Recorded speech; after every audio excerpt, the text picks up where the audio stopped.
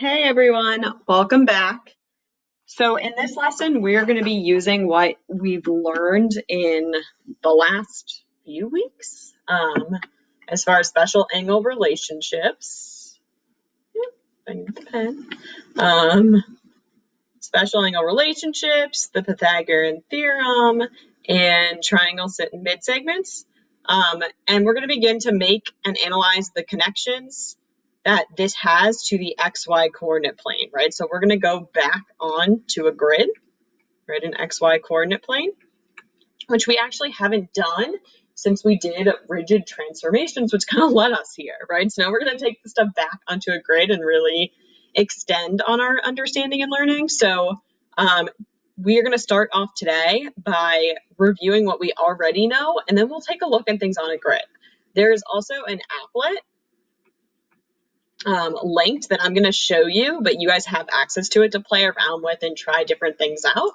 And I want to emphasize that we're just beginning this, right? So this says right here, begin, because when we see you in class next, we're really going to work through this. So that being said, you should be taking notes, right? You're uploading your notes after this.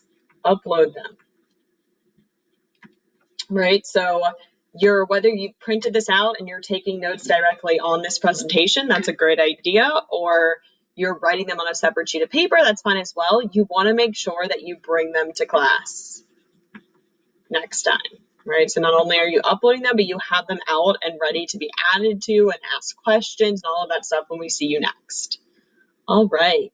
So let's get started. Let's review what we already know about special angle relationships.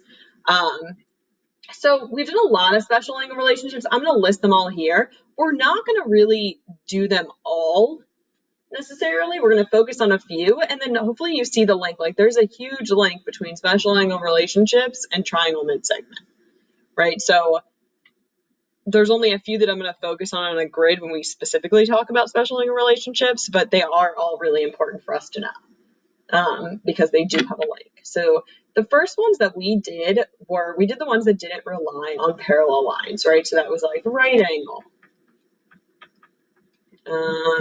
That was vertical angles. We did so much. We did vertical angles. We did complementary and supplementary. I couldn't remember for a second.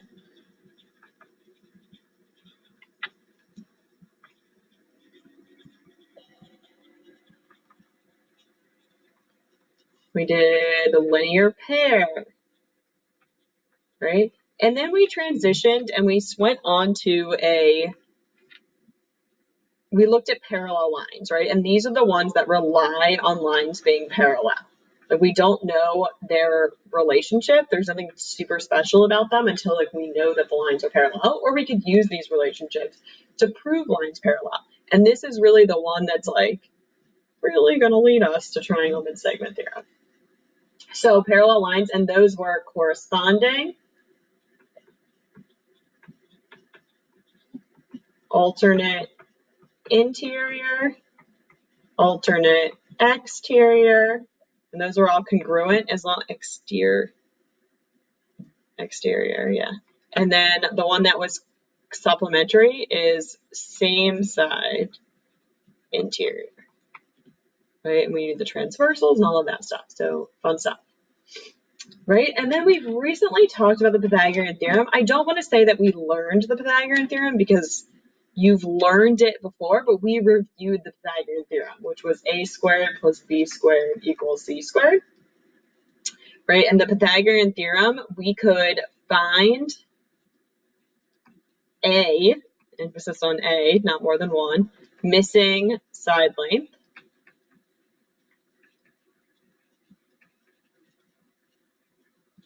of a right triangle.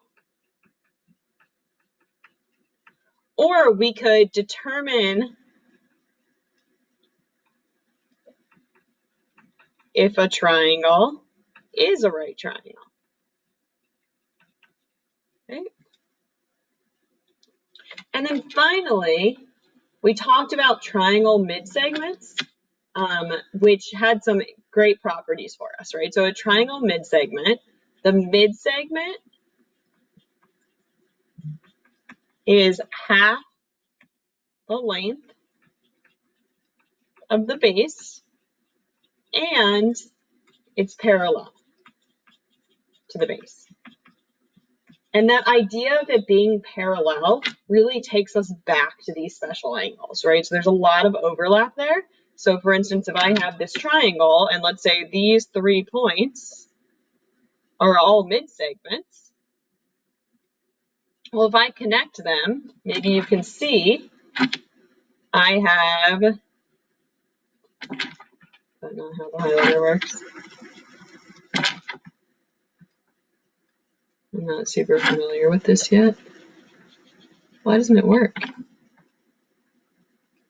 Huh, interesting. It's fine.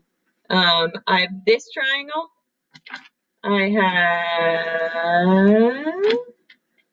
this triangle. I have this triangle. And finally, I have this triangle. And these 4 triangles I just outlined, 1, 2, 3, and 4 in no particular order, are all congruent to each other, right? So there's things like if these are midpoints, well, this length is the same as this length, which is the same as this length. This length and this length, it's a midpoint, are the same as this length. This side and these 2 are all the same. So by side, those triangles are all congruent, right? And from that, can I zoom into that a little bit? I can. From that, we can even go a step further and maybe remember, I would be able to figure out that this angle right here is congruent to this angle right here, right? The side between 2, 3, and 1, right? By, oh my goodness, CP, CTC. That takes us back, doesn't it? And then, if those are congruent, we'll look at them even closer. I really want this highlighter. Because it doesn't work for me. It's okay. I'll make it thicker. This side and this side have to be parallel, right? You've got a transversal and 2 parallel lines. These 2 angles were congruent. So by it's the converse or the opposite, right? So those are going to be congruent. And I could keep going and I could find them all, right? Like we would know that, let's grab a new color and make this smaller. This angle right here, no, that's not what I meant to do. It's okay. Which one do I want to pick? No, I guess that's fine, right? So here's a transversal, and then here's the parallel lines that I'm looking at, right? So this angle right here and this angle right here are congruent. They're alternate interior angles, right? So that's really where this is coming from. Like it's coming from rigid, like there's rigid transformations that happened that mapped one to another that proves this triangle mid-segment theorem and why it works the way it does. So this is really ties in special angle relationships as well. Okay, so we're going to go ahead and we're going to stick this onto a coordinate grid. I'm going to be using this picture, this given image of triangle ABC throughout the next few pages. Okay, so what I do on one, I'm going to basically just keep building on. So with special angle relationships, there was a lot that we talked about. My main focus in this, at least right now, is going to be on parallel and perpendicular. And how you know that from a grid.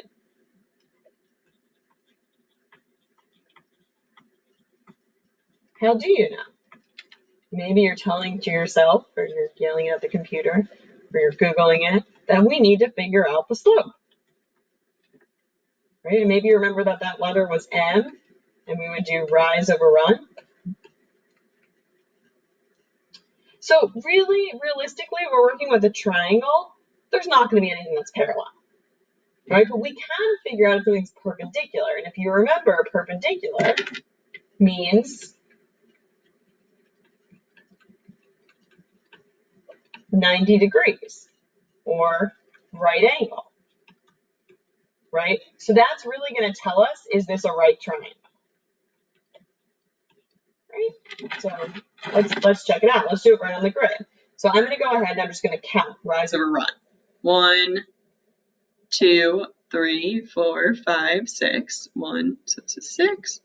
1, 2, 3, 4, 5, 6, 7, 8, 9, 10, 11, 12, 13. Right, so the rise, change of y from 1 to 6, it should be 5. 1, 2, 3, 4, 5. Yes, I counted too high up.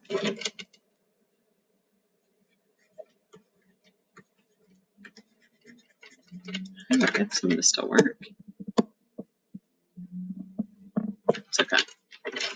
Some of it must not like me very much. So this should be 5, my bad. Up 5 over, if I go from -5 to 8, that is 13, right? So that slope right here is 5 over 13. Let's check out the next one. Let's go over here. So this is decreasing, so it's going to be negative. So I'm going to go down 1, 2, 3, 4, 5, 6. So from 1 to -5 is 6. I'll put a -6. And to the right, 1, 2, 3, 4, 5, 6, 7. -6 over 7. And finally, to go from B to A, I'm going to go up 1, 2, 3, 4, 5, 6, 7, 8, 9, 10, 11. From -5 to 6, that makes sense. And over 1, 2, 3, 4, 5, 6. 11 over 6. So here are my 3 slopes. Right? 5 over 13, 11 over 6, -6 over 7. We clearly know that nothing is parallel, right? For 2 lines to be parallel, maybe you remember they have to have the same slope. That will be important in a few minutes to us. And for 2 lines to be perpendicular, they have to have slopes that are opposite reciprocals. What does that mean? Flipped and negated is another way to think about it, right? So none of these are flipped and negated. If I took the slope -7, -6 over 7, its opposite reciprocal is going to be +7, 6. Well, these aren't +7, 6, right? If I took the slope 11, 6, its opposite reciprocal would be -6 over 11. Well, neither of these are -6 over 11, right? 5 over 13, -13 over 5, right? So this is not a right triangle. And I'm figuring it out with the slopes, right? So really the key special angle relationship that we're looking at right here is perpendicular, right? We're not going to have parallel, okay? So we'll come back more to special angle relationships when we get to mid-segment. So let's take the same triangle and let's look at how this relates to the Pythagorean theorem, right? Pythagorean theorem is a squared plus b squared equals c squared. Well, come on, I just told you this wasn't a right triangle. Why would we do that? We can just deal with figuring out if it's a right triangle using slope, right? So what we're going to do with the Pythagorean theorem is we're going to find all 3 side lengths. So I'm going to, like this distance right here, I'm going to pretend that this is the hypotenuse of a triangle I don't even actually have, right? So I'm going to like dotted line it. And then I'm going to turn. I can almost create this right triangle that has this side length as my hypotenuse, right? Do you see that right triangle? So this side length, just like we just did for slope, oh my goodness, this was what, 5? And this was 13. So I can figure out the length of AC by doing the square root of 5 squared plus 13 squared, which is the square root of 25 plus 169, which is, what, 194? So it's the square root of 194. I would leave it like that if unless it's a perfect square, meaning it comes out nicely. If you would like to round to 3 decimal places, 13.928 would be fine. Okay, so now I've got this, square root of 194. Let's find the length of another side. Doesn't matter which one. Let's focus on this one. There's a right angle. I'm focusing on finding the length of CB. So this is 1, 2, 3, 4, 5, 6. 1, 2, 3, 4, 5, 6, 7.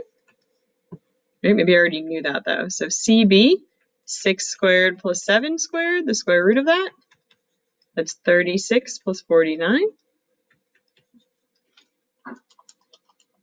which is the square root of 85. I'd love if we left it like that. That's not a perfect square, but if you would like to round it, if it's more meaningful to you, which maybe it is, 9.21, 9.219, so it's kind of 9.22 is really what I'll put as 0.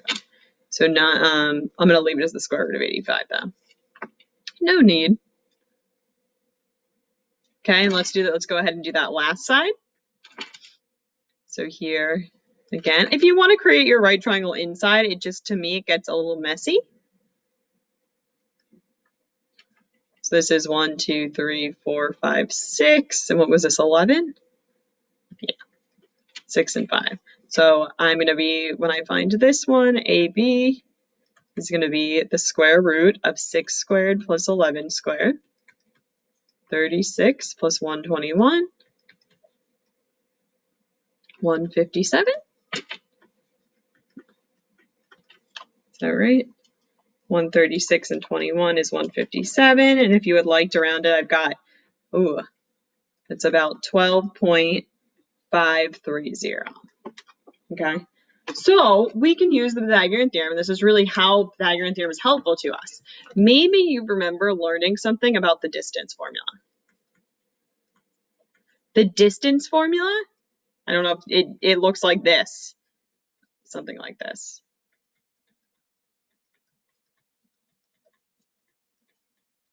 This is the Pythagorean theorem.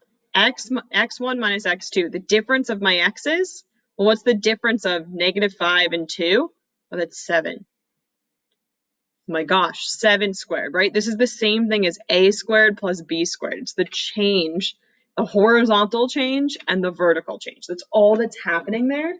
So if you have a recollection of learning the distance formula, it is just the Pythagorean theorem, right? And so I tend to like to use the Pythagorean theorem as opposed to plugging in values because you can just count, right? So pretty neat. If you don't know the distance formula yet and you're like, I've never heard of that, I feel like you probably have and maybe you just don't remember it, and that's okay.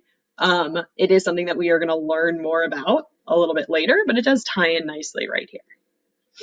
Okay, so spatial-angle relationships, parallel and perpendicular, and then finding lengths, right? So let's say right now I wanted to check if this is the right triangle. I already know that it's not, but I can actually confirm it by taking these side lengths. Which one's the biggest? The square root of 194. So I could say the square root of 85 squared plus the square root of 157 squared equals to the square root of 194 squared. This is why I don't like it. So that's just 85. That's just 157. That's just 194. So what's 157 plus 85? 242 equals 194. No, it doesn't. That's so silly.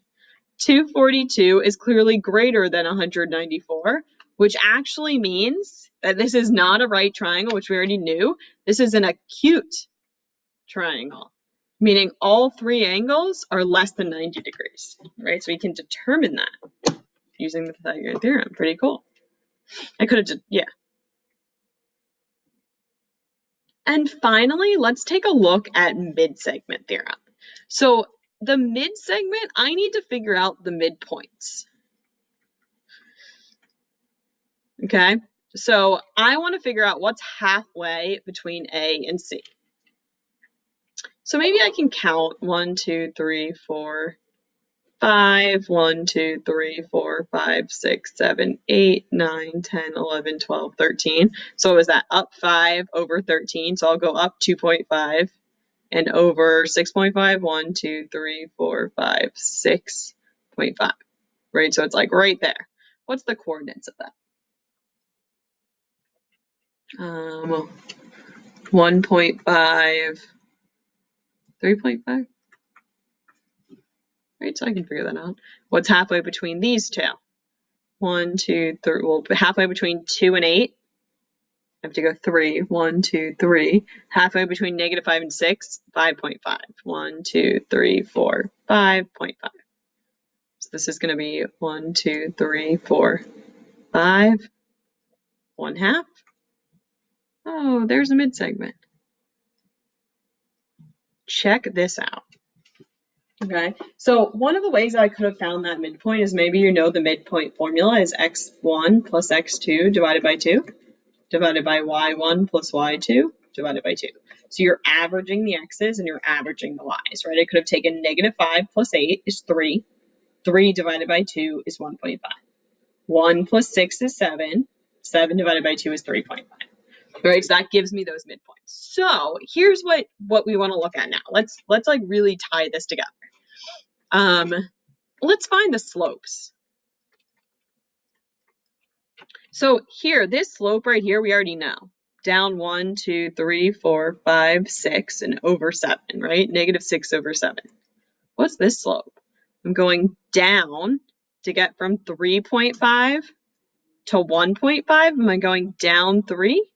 And over to get from 1.5 to 5. What am I doing?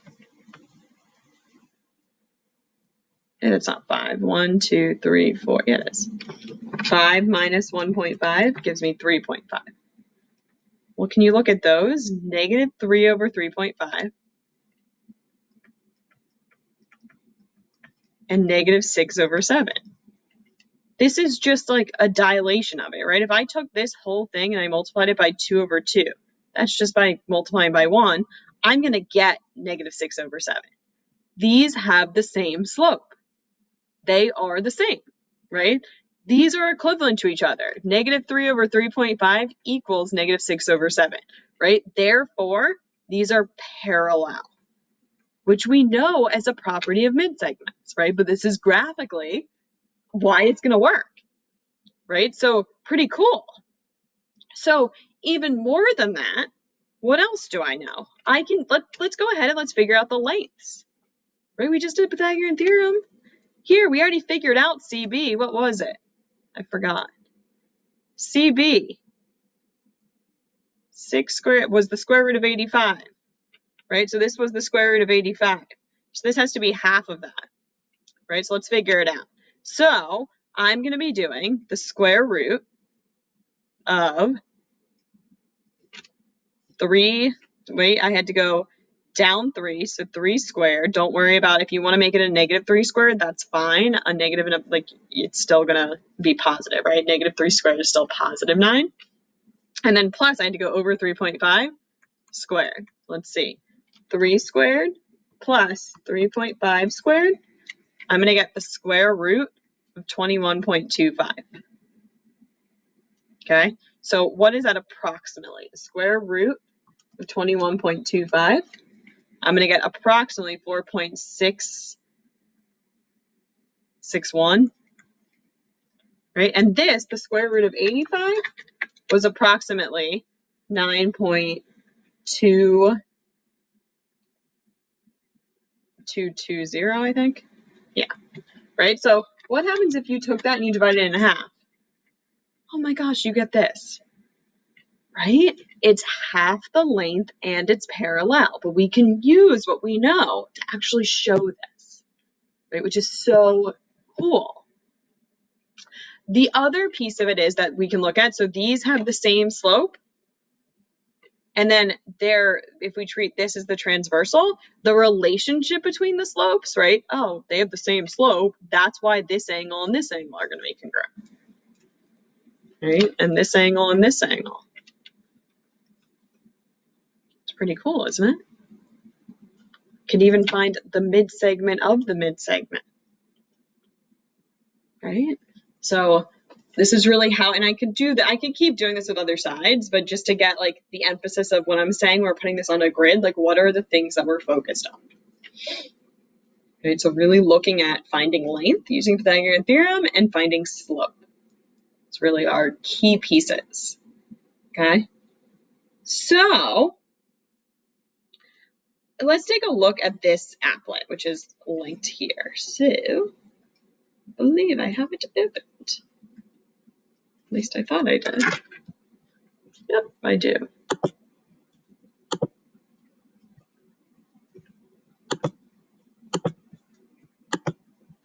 So on this applet, you guys have access to this, you can kind of play around with it a little bit. So I can drag these around if I wanted.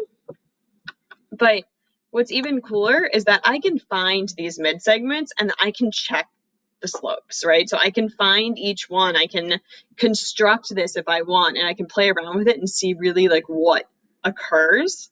So if you want to go ahead and take this segment or take like the point, where's the point? Lost it. Point, right? And find halfway between A and B, right? So what's halfway between 1 and 8? 4.5. So like I could stick a point right there, right? I hope that's halfway between 1 and 6. Is that 3? 1 and 8 is 4.5. Halfway between 1 and 5 is 3, right? And then halfway between here, so I'm going to end up right here, 5, 0. And then over here, it looks like it's right here, but let's check. Halfway between 5 and 9 is 7, yeah. Then I can connect to these, right? And you can kind of practice this on your own to be like, do I know how to find this? Does it look parallel? Does it look twice as long, right? Does AC look like it's twice, is it twice as long as DF? Is it twice as far from B, this vertex, right? Oh yeah, it is, right? A is twice as far from it than D is. So you can look at all of those things and then check the slopes and make sure, like, do I know how to find it? Am I comfortable with all of this? And you can create a bunch of different triangles for yourself and just practice it, right? So pretty cool. So to summarize, what we just did in this lesson was we were able to apply our knowledge of special angle relationships, Pythagorean theorem, and triangle midsegment, this is where it really all comes together, to begin to make and analyze connections to an XY coordinate plane, right? So this is going to be our focus in class when we see you next, and we certainly hope that you bring your notes with you. And we look forward to seeing you upload them, and we encourage you to like write any questions that you have on your notes so that we can really use it to guide our lesson and our practice when we are together next. So thanks everyone for watching, and we will see you all next time.